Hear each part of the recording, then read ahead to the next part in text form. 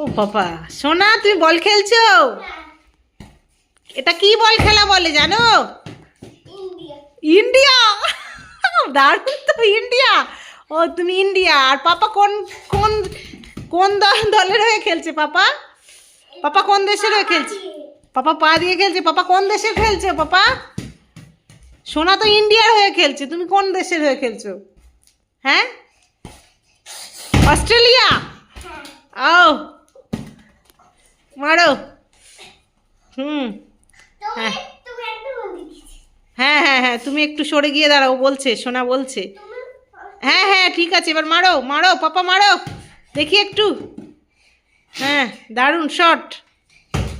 ও পাপা, আমার গায়ে এসে লাগলো।